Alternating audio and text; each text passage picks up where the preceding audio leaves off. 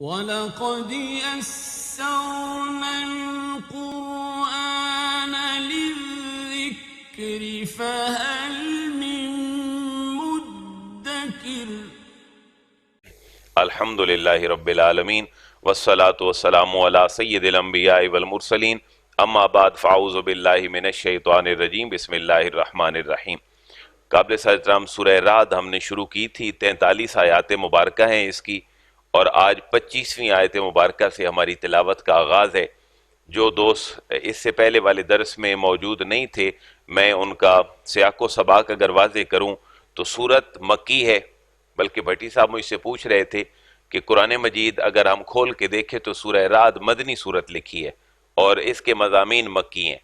تو سورتوں کی جو تقسیم ہے اور ان کے مضامین کی تقسیم کے اعتبار سے اگر ہم سورہ رعد کو دیکھیں تو 43 آیات مبارکہ میں تمام کے تمام مکی موضوعات ہیں۔ مدنی موضوعات میں سے ہمیں کوئی خاطر خواہ چیز نظر نہیں آتی، تو روایات کے پیش نظر جو غلبہ ہے کہ اس قرآن مجید والوں نے بعض نے مدنی لکھ دیا، لیکن آپ نے سارے مضامین کے اعتبار سے یہ مکی صورت ہے۔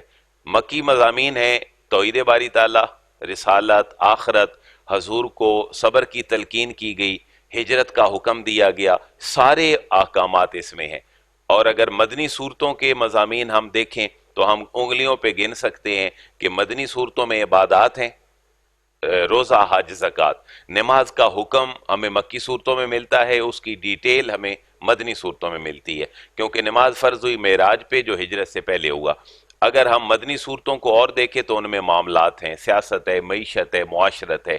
تو یہ جو چند ایک آیات ہیں یہ مدنی موضوعات پہ ضرور مشتمل ہیں، لیکن اوورآل ٹوٹلی اپنے مضامین کے اعتبار سے یہ مکی صورت ہے۔ تو جنہوں نے مدنی لکھا انہوں نے مدنی احکامات کا اعتبار کر لیا، جنہوں نے مکی لکھا انہوں نے اس کے غالب احکامات کو مد نظر رکھا۔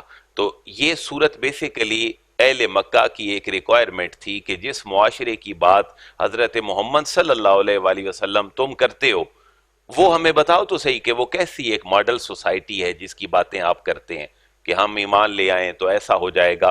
وہ کچھ ایجابی اور کچھ سلبی پہلو ہیں، یہ کر لو تو سوسائٹی بن جائے گی، یہ چھوڑ دو گے تو سوسائٹی بہترین بن جائے گی۔ یہ آج کی بھی ضرورت ہے۔ تو مکے میں بیٹھ کر مدنی سوسائٹی اور مدنی ماحول کو اللہ نے واضح فرمایا۔ آج اس کے پہلو ہم نے پڑھنے ہیں جو سلبی پہلو ہیں، یہ بھی نہ کرو، یہ بھی نہ کرو، جو یہ نہیں کرتا جو یہ کرتا ہے۔ اس سے پہلے ہم اس کے دوسرے پہلو پڑھ چکے، کچھ ترجمے میں چیزیں واضح ہو جائیں گی۔ بسم اللہ الرحمن الرحیم۔ والذین ینقضون عہد اللہ من بعد میثاقہ ویقطعون ما امر اللہ بہ ان یوصل وَيُفْسِدُونَ فِي الْأَرْضِ أُولَئِكَ لَهُمُ اللَّعْنَةُ وَلَهُمْ سُوءُ الدَّارِ۔ یہ 25 نمبر آیت مبارکہ۔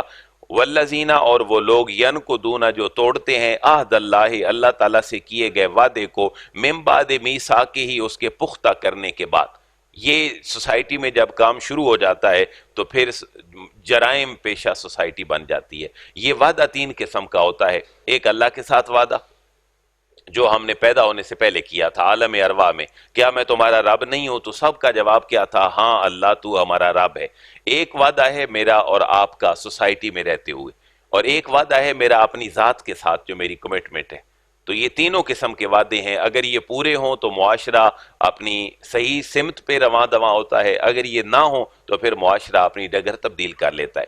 اور جو لوگ توڑتے ہیں اللہ سے کیے گئے وعدے کو من بعد میثاقہ، اس کے پختہ کرنے کے بعد، دوسرا وَيَقْطَعُونَ مَا أَمَرَ اللَّهُ بِهِ أَن يُوصَلَ، وَيَقْطَعُونَ، اور قطع کرتے ہیں، توڑ دیتے ہیں، ما امر اللہ، اللہ تعالیٰ نے حکم دیا ہے جس کے بارے میں، ان یوصل، کہ اس کو ملایا جائے، جس کے ملانے کا اللہ نے حکم دیا ہے اس کو وہ توڑتے ہیں، یعنی صلہ رحمی اختیار نہیں کرتے، رشتہ داروں، ہمسایوں اور دوست احباب کے ساتھ جو صلہ رحمی ہے وہ نہیں کرتے۔ یہ آج بھی دونوں ہمارے مسائل ہیں۔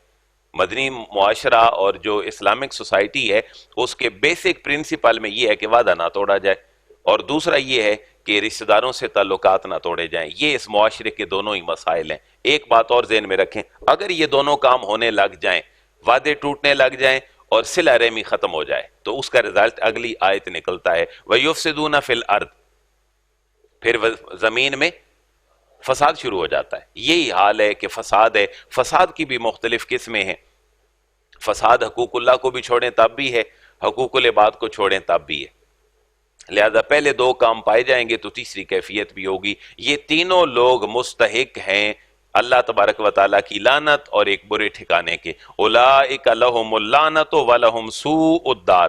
اولئک یہی لوگ ہیں لہم اللعنہ جن کے لیے لعنت ہے. اگر آپ لعنت کا مفہوم سمجھیں کہ لعنت کا معنی کیا ہے, اللہ تعالیٰ اپنا فضل اور کرم جب چھین لے تو پھر لعنت آ جاتی ہے. لعنت کا معنی ہے لٹرل میننگ دور ہونا. تو اللہ کے فضل اور کرم سے جب معاشرہ دور ہو جائے تو پھر لعنت کا مستحق بن جاتا ہے. آج بھی آپ دیکھ لیں مسلم سوسائٹی, اور ہم کہتے ہیں کہ جتنے ذخائر ہیں جن پہ پوری دنیا کا دار و مدار ہے ان میں سے بیسک ذخیرہ کیا ہے؟ تیل ہے. تیل تقریباً آپ کہہ لیں کہ 70+ % مسلم کنٹریز کے پاس ہے, لیکن کوئی ملک ایسا نہیں کہ جو انٹرسٹ بیس لون جو ہے وہ اس کو ری پے نہ کر رہا ہو. میں خود کہیں پڑھ رہا تھا کہ پاکستان کا قرضہ روزانہ کا جو واپس جاتا ہے سود کے ساتھ وہ تقریباً کچھ 6 ارب کے قریب ہے, جو روزانہ ہم سود صرف واپس کرتے ہیں. اصل پیسہ جو کیپیٹل اماؤنٹ ہے وہ مزید ہمارے پاس جس کو ہم نے بعد میں پے کرنا ہے. تو لعنت کا معنی ہے اللہ تعالیٰ کے فضل سے دوری. یہ 3 چیزیں ہمارے معاشرے میں اللہ سے کیا گیا وعدہ ٹوٹ گیا.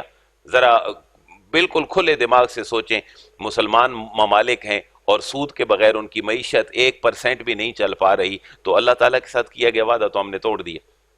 خلافت ختم ہو گئی اور سیاست کا منافقانہ نظام معاشرے میں آ گیا. معاشرت ہم نے اماں خدیجہ اور عائشہ کی چھوڑ دی تو آج گھروں میں ہیرو اور ہیروئن مختلف ہمیں اور دکھائے گئے. ہمارا بچہ اپنے معاشرے میں ایسی جہت پہ چلا گیا کہ آج اس کی واپسی بڑی مشکل ہے. یہ ہے فساد فی الارض ویفسدون فی الارض. فساد فی الارض ہے. بجائے لوگوں کو موٹیویٹ کرنے کے آپ بڑے بڑے سائن بورڈ لگا دیں سڑکوں پہ اور لوگ ان کی طرف نوجوان نسل توجہ کر کے مزید گرنے مرنے کا سبب بنے, وہاں اگر خطرات سے آگاہی کی مہم شروع ہو جائے تو ہمارے بچے اوور ویلنگ سے, اوور سپیڈ سے, بہت ساری چیزوں سے بچ سکتے ہیں. یہ چھوٹی چھوٹی چیزیں ہیں جو فساد فی الارض ہیں. اولئک لہم اللعنہ, ان لوگوں پر اللہ کی لعنت ہے. ولہم سوء الدار, اور صرف دنیا میں لعنت نہیں ہے, ان کا آخرت میں بھی ٹھکانہ سوء الدار بہت برا ہے. خیر الدار نہیں ہے, بہت برا ہے. اللہ یبسط الرزق لمن یشاء ویقدر وفرحوا بالحیات الدنیا وما الحیات الدنیا فی الآخرۃ الا متاع. یہ بڑی کمال آیت مبارکہ ہے, ہمیں وظیفہ بنانا چاہیے کہ اللہ فرما رہا ہے مکی مزاج لوگوں کو جب قرآن نازل ہوا کہ تم سمجھتے ہو تمہارے پاس بہت بڑی دولت ہے, تمہارے پاس گھر ہیں, تمہارے بڑے بڑے قبیلے ہیں, قریش, بنو ہاشم, بنو عدی, بنو تیم, تو تم ایک دوسرے کے اوپر فخر کرتے ہو کہ اللہ نے تمہیں بہت کچھ دیا ہے. اللہ فرما رہا ہے رزق کا بڑھنا یہ تمہاری, اس کا معیار تمہارا نیک ہونا نہیں ہے. رزق کا بڑھنا اس کا معیار تمہارا کافر اور مسلمان ہونا نہیں ہے. اگر مسلمان ہونا رزق کے بڑھنے کا معیار ہوتا تو پھر مسلمانوں کے پاس تو بہت کچھ ہوتا. اللہ فرما رہے محبوب ان کے مال و متاع سے آپ کے غلام متاثر نہ ہوں. دنیا تو اللہ کسی کی بھی وسیع کر دیتا ہے. ایک طوائفہ بھی بہت بڑے محل میں رہ سکتی ہے اور ایک تہجد گزار کسی جھونپڑی میں بھی رہ سکتا ہے. یہ معیار کوئی نہیں ہے. اللہ فرماتا ہے میرے ہاں تو معیار آخرت کی زندگی ہے. اللہ یبسط الرزق لمن یشاء ویقدر. اللہ یبسط تو وسیع کر دیتا ہے, پھیلا دیتا ہے, الرزق رزق کو, لمن یشاء جس کے لیے چاہتا ہے پھیلا دیتا ہے, ویقدر اور جس کے لیے چاہتا ہے اس کو تھوڑا کر دیتا ہے اور گھٹا دیتا ہے. وفارحوا بالحیات الدنیا, محبوب اہل مکہ کا مسئلہ یہ ہے کہ وفارحوا یہ بڑے مسرور ہوتے ہیں, خوش ہوتے ہیں, بالحیات الدنیا دنیاوی زندگی کی راحتوں سے. لیکن محبوب انہیں بتا دیں کہ دنیاوی زندگی آخرت کے مقابلے میں ہے کتنی, جیسے قطرہ سمندر کے مقابلے میں ہوتا ہے. یہ اگلی آیت کا مفہوم ہے. وما الحیات الدنیا, واو کا معنی اور ما نہیں ہے, الحیات الدنیا دنیا کی زندگی, فی الآخرت آخرت کے مقابلے میں, الا متاع مگر ایک چھوٹا سا سامان. جیسے آپ کے گھر میں پڑا ہو سامان بہت سارا, پورے کنال 2 کنال کے گھر میں, اور اس میں کوئی ایک انسٹرومنٹ جتنی حیثیت رکھتا ہے. میں سمجھانے کے لیے عرض کر رہا ہوں, اللہ فرما رہے دنیا کی زندگی آخرت کے مقابلے میں صرف اتنی ساری ہے. تو محبوب ان کو بھی سمجھائیں کہ دنیاوی ٹھاٹ باٹ کو اللہ کی راضی یا اللہ کی ناراضی کا سبب نہ سمجھیں, بلکہ اللہ جس کا چاہے رزق بڑھا دے, جس کا چاہے رزق کم کر دے. آج بھی اللہ کی نافرمان قوموں کے پاس رزق زیادہ ہے, ہمیں قرضہ اور ہمیں چیزیں تو وہی دیتے ہیں. وَيَقُولُ الَّذِينَ كَفَرُوا لَوْلَا أُنزِلَ عَلَيْهِ آيَةٌ مِّن رَّبِّهِ قُلْ إِنَّ اللَّهَ يُضِلُّ مَن يَشَاءُ وَيَهْدِي إِلَيْهِ مَنْ أَنَابَ. یہ اب مکی ماحول کی ساری باتیں ہیں جو اللہ نے فرمائی ہیں. اور کافر یہ کہتے تھے کہ ہمارے پاس کوئی جیسے ہمارے بڑے فور فادرز موعظے لے کے آتے تھے، اہل مکہ نے کہا کہ حضرت محمد صلی اللہ علیہ وسلم جب تک یہ نہیں لائیں گے ہم اس وقت تک ایمان نہیں لائیں گے۔ بلکہ اس بات کو سمجھنے کے لیے ایک اور گردان ذہن میں رکھ لیں، حضرت ابراہیم خلیل اللہ کے دو بیٹے تھے، حضرت اسحاق اور حضرت اسماعیل۔ حضرت اسحاق کے بیٹے حضرت یعقوب ہیں، حضرت یعقوب کے بیٹے حضرت یوسف ہیں، اور انہی کے بھائی ایک یہودا ہیں جن سے کہا جاتا ہے کہ یہودی پوری نسل آگے چلی ہے، بنیادی طور پر وہ بنی اسرائیل ہیں۔ تو یہ جو تقریباً سفر ہے حضرت ابراہیم، حضرت اسحاق، حضرت یعقوب اور حضرت یوسف کے بھائیوں یہودا سے، یہ حضرت عیسیٰ علیہ السلام تک کو 70,000 انبیاء کی چین ہے جو ہزاروں سالوں پہ مشتمل ہے۔ لیکن حضور تشریف لائے بنی اسماعیل میں، حضرت اسماعیل کی اولاد میں، تو اہل مکہ کے لیے حضور کو نبی تسلیم کرنا ایک خلاف عادت سی بات تھی۔ اب ان کا موقف یہ تھا اہل مکہ کا کہ محمد صلی اللہ علیہ وسلم جس نبوت کا دعویٰ کرتے ہیں یہ ہزاروں سال بعد ادھر کیسے آ گئی بنی اسماعیل میں، یہ تو بنی اسرائیل میں ہی رہنی چاہیے تھی۔ پھر ہمارے بڑے تھے دادا پردادا، حضرت موسیٰ، حضرت عیسیٰ، حضرت ابراہیم، تو ان جیسی باتیں یہ بھی تو لا کے دکھائیں نا۔ وہ باتیں کیا تھیں کہ حضرت موسیٰ علیہ السلام اپنا ہاتھ مبارکہ اپنی بغل میں ڈالتے، تو قرآن ایک معجزہ کیا بیان کر رہا ہے کہ جب باہر نکالتے سورج سے زیادہ روشن تھا۔ حضرت عیسیٰ علیہ السلام جو ہے وہ پرندے بناتے اور ان میں پھونک مارتے، وہ زندہ ہو جاتے۔ تو ان کی ریکوائرمنٹ یہ ہے کہ کوئی اس طرح کی نشانیاں بڑی بڑی لے کر آئیں۔ اس سے اگلی آیت مبارکہ میں پھر یہ کہا جا رہا ہے کہ اہل مکہ نے یہ کہا کہ آپ اگر اللہ کے نبی ہیں تو یہ جو قرآن آپ لے کے آئے ہیں اس کو پڑھیں، اور یہ جو پہاڑ مکے کے ہیں یہ دور دور چلے جائیں، ہماری سرسبز و شاداب کھیتی والی زمینیں جو ہیں وہ ہمیں اور مل جائیں، جہاں ہم کوئی 1-2 ایکڑ بیج بیچتے اور بوجھتے ہیں وہ کو اور وسیع ہو جائے، زرخیزی آ جائے۔ چلیں جی آپ نبی ہیں تو ہمارا ذرا دادا پردادا زندہ کر کے دکھائیں جن کا نام کو صحیح تھا، ہم ان سے کو کاروبار کے ٹرک پوچھیں کہ کیسے آگے۔ یہ ساری اگلی آیت مبارکہ میں یہ چیزیں کہ وہ ان کو زندہ کر کے دکھا دیں تو ٹھیک ہے جی، کو تجارت کا ایسا نظام ہمیں دے دیں کہ ہم مکہ میں بیٹھے بیٹھے اڑتے اڑتے لإلاف قریش ایلافہم رحلۃ الشتاء والصیف، جہاں سردیوں گرمیوں میں ہم جاتے ہیں سینکڑوں کلومیٹر پیدل اور اونٹوں پہ، وہ کو ایسی چیز ہمیں دے دیں کہ یہاں بیٹھے ہوئے ہم وہیں پر پہنچ جائیں، اور یہ اس طرح کی باتیں دکھائیں تو پھر ہم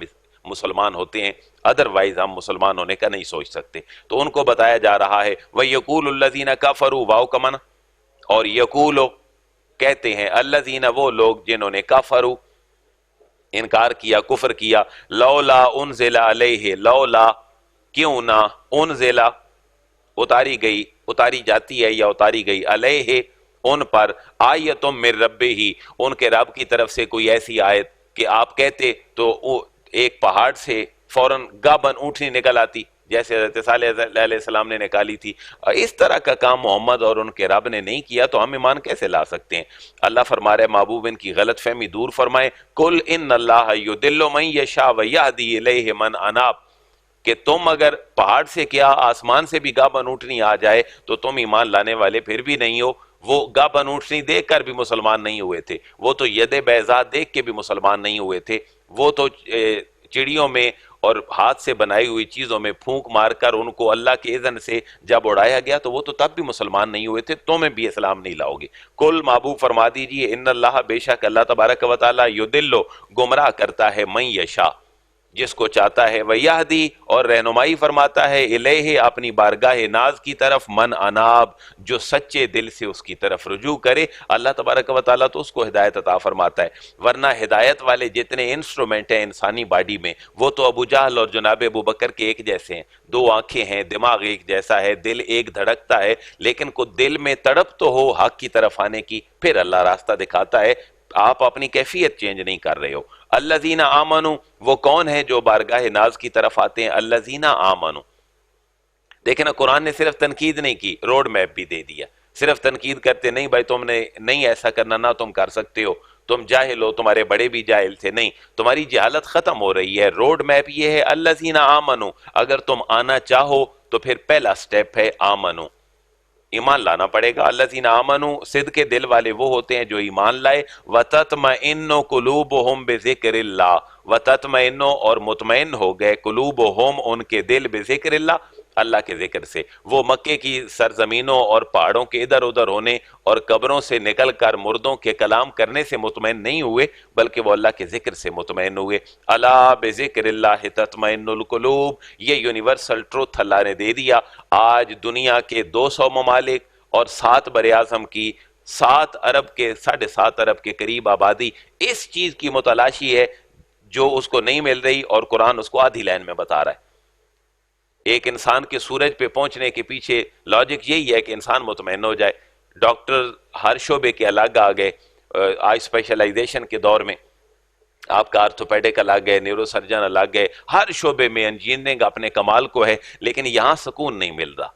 تو اللہ فرما رہے الا بذکر اللہ تطمئن القلوب، الا بریکنگ نیوز ہے جی، خبردار سن لو، بذکر اللہ، اللہ تعالیٰ کی یاد ہی ہے تطمئن القلوب، جس سے دل مطمئن ہوتے ہیں۔ دل مطمئن کبھی مال و دولت سے نہیں ہوتے، دل مطمئن کبھی دنیاوی ٹھاٹھ باٹ سے نہیں ہوتے۔ دلوں کا اطمینان جو سب سے بڑی دولت ہے، اور وہ سافٹ ویئرز ہیں جو اللہ جن کی انسٹالیشن فرما رہا ہے، اور وہ تمہاری زبان سے۔ ذکر کی بھی 3 قسمیں ہیں، آپ دل سے کسی کو تسلیم کر لیں، زبان پہ اس کا ذکر لے آئیں، پریکٹیکلی قدم اس کی طرف چل پڑیں، تو یہ تینوں ذکر کی قسمیں ہیں، جس کو صوفیاء نے کہا ہے کہ قلبی ذکر ہے، لسانی ذکر ہے، اور عملی ذکر ہے۔ یہ سارے الحمدللہ ہمارے نماز، روزہ، حج، زکوٰۃ اور درود پاک کا ذکر اللہ نے ایسا فرمایا میں بھی کرتا ہوں، فرشتے بھی کرتے ہیں، ایمان والو تم بھی کرو۔ تو یہ ساری کیفیتیں ہیں جو ریفریش کرنے والی ہیں۔ اور کون لوگ ہیں جن کے دلوں کو اطمینان ہوتا ہے؟ الذین آمنوا وعملوا الصالحات طوبی لہم وحسن مآب۔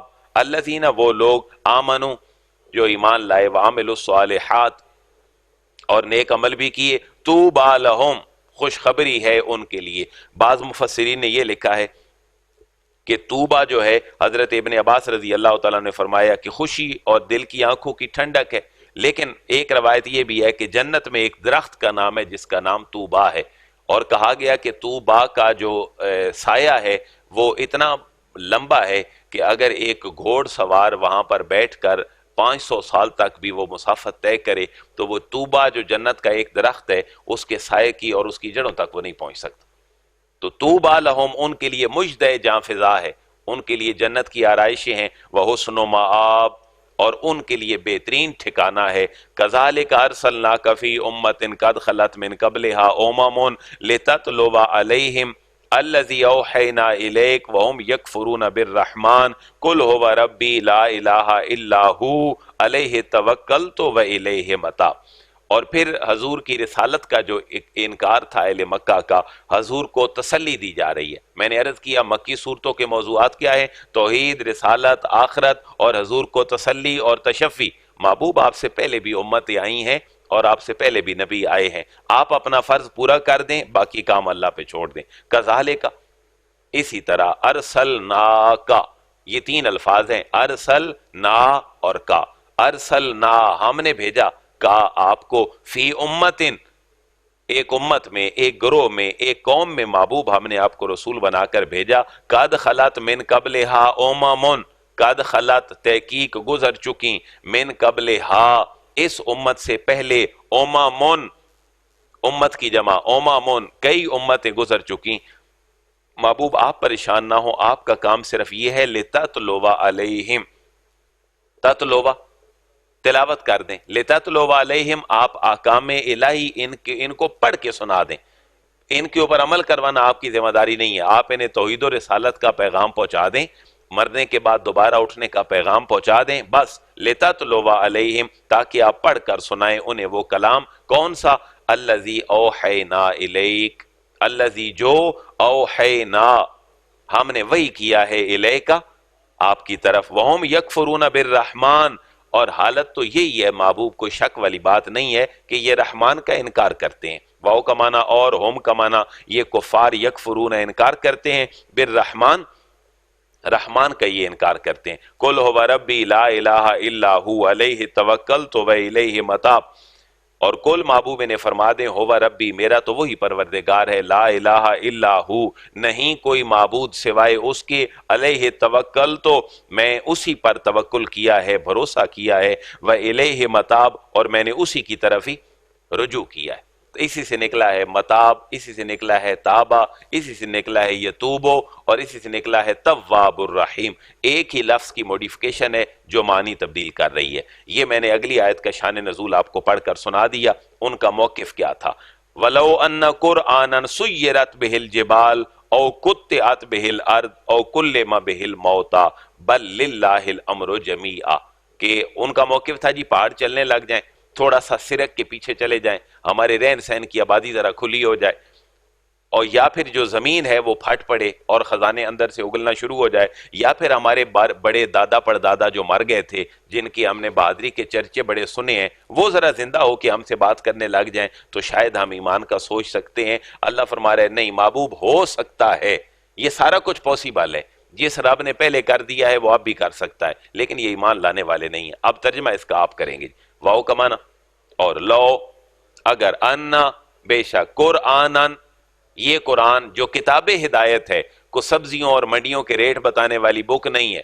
سیرت بہ الجبال، سیرت چلنے لگ جائیں، چلا لیے جائیں، بہی اس سے، الجبالو اس کو پڑھ کر محبوب اگر پہاڑ بھی چلا لیے جائیں، او قطعت بہ الارض، او کا معنی یا قطعت پھٹ پڑے، پھاڑ دی جائے، بہی اس کے ساتھ، الارض زمین، او کلما بہ الموتا یا اس قرآن کو پڑھ کے دم کر کے، کلما کلام کرنے لگ جائیں، بہی اس کے ساتھ، الموتا مردے، بل للہ الامر جمیعا، محبوب اللہ کر سکتا ہے یہ سارے کا سارا، یہ کوئی مسئلہ نہیں ہے کہ قرآن جو دلوں کی مردہ زمین کو، بنجر زمین کو زرخیز کر سکتا ہے قرآن، وہ اس دنیاوی زمینوں اور پہاڑوں کو زرخیز کیوں نہیں کر سکتا؟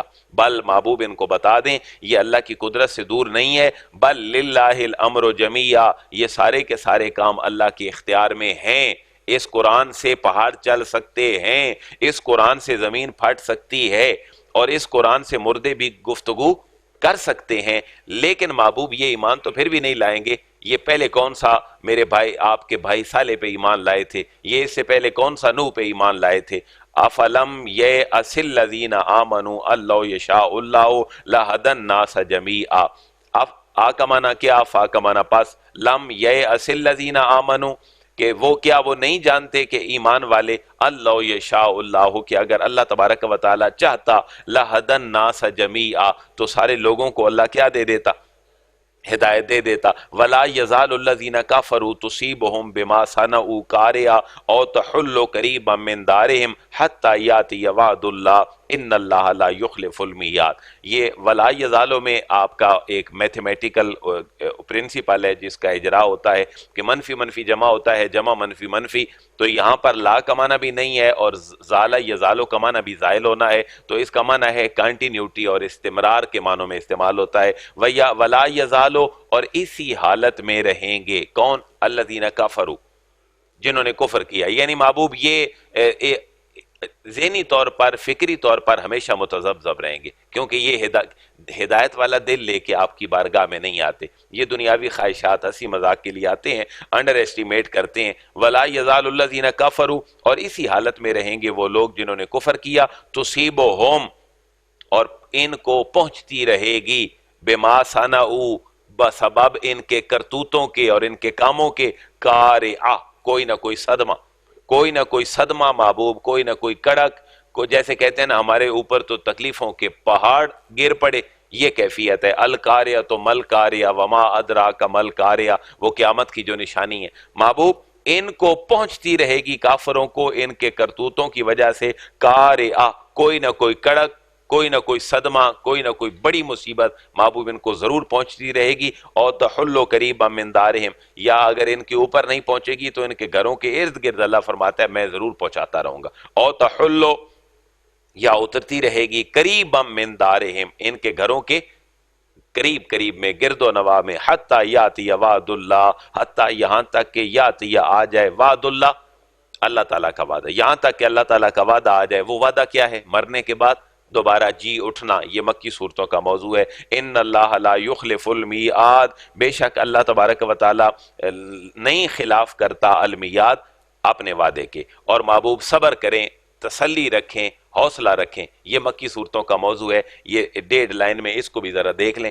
وَلَقَدِ اسْتُهْزِئَ بِرُسُلٍ مِّن قَبْلِكَ فَأَمْلَيْتُ لِلَّذِينَ كَفَرُوا ثُمَّ أَخَذْتُهُمْ فَكَيْفَ كَانَ عِقَابِ۔ محبوب تسلی، تشفی، استہزاء پہلے بھی ہوتا رہا، آپ جگر بڑا رکھیں، حوصلہ رکھیں، ڈٹے رہیں، اپنے مشن میں لگے رہیں۔ وَلَقَدْ واو کا معنی اور لقد تحقیق، اُسْتُهْزِئَ یہ ایکٹیو نہیں بلکہ پیسو وائز، اُسْتُهزِئَ استہزاء کیا گیا، ٹھٹھا کیا گیا، مذاق کیا گیا، تمسخر اڑایا گیا، برسولن رسولوں کا، من قبل کا آپ سے پہلے، محبوب آپ سے پہلے بھی رسولوں کا مذاق اڑایا گیا، فَأَمْلَيْتُ پس میں نے ڈھیل دے دی، لِلَّذِينَ ان لوگوں کو، کافروا جنہوں نے انکار کیا، ثم اخذتهم ثم پھر اخذتهم پھر میں نے محبوب ان کو پکڑ لیا۔ پتہ چلا یہ یونیورسل ٹروتھ ہے، حق بات کو ٹھکرایا جاتا ہے لیکن اللہ کی طرف سے ان لوگوں کو ڈھیل بھی دی جاتی ہے اور اللہ پھر انہیں پکڑتا بھی ہے۔ فَكَيْفَ كَانَ عِقَابِ محبوب ذرا دیکھو تو صحیح، كَيْفَ كَانَ عِقَابِ ان کا انجام اور عذاب کیسا تھا اور ان کا بھی محبوب عذاب اور انجام کیسا ہوگا۔ تو جتنے الحمدللہ موضوعات تھے مکی صورتوں کے وہ آج کی آیات میں آ گئے۔ توحید باری تعالیٰ، رسالت، آخرت اور حضور کو صبر کی تلقین۔ قرآن کتاب ہدایت ہے، مکمل ضابطہ حیات ہے، کافر ماننے کے لیے تیار نہیں ہے۔ یہ پانچوں موضوعات آج ذکر ہو گئے، ان کو معروضی طرز پہ رٹ لیں جی، توحید، رسالت، آخرت، حضور کو صبر اور قرآن کی حقانیت، یہ کن صورتوں کے موضوعات ہیں؟ مکی صورتوں کے۔ ان کو آپ کچی پینسل لے کر اگر پڑھیں قرآن تو آپ کو بہت ساری چیزیں انڈیکیٹ خود ہوتی جائیں گی کہ واقعی یہ توحید کا ذکر ہے، یہ رسالت کا ہے، یہ آخرت کا ہے، یہ حضور کو صبر کی تلقین ہے، یہ قرآن کی حقانیت ہے۔ پھر اللہ نے دلائل دی ہیں زمین آسمان، یہ ہمارے انفس اور آفاق کے۔ اللہ اس کتاب کو ہمارے لیے بھی ہدایت کا سبب فرمائے اور ہمیں اپنی عظمت رفتہ نصیب فرمائے۔ وما علیہ الا البلاغ۔ الحمدللہ رب العالمین والصلاة والسلام علی سید الانبیاء والمرسلین۔ ربنا آتنا فی الدنیا حسنہ وفی الآخرۃ حسنۃ وقنا عذاب النار۔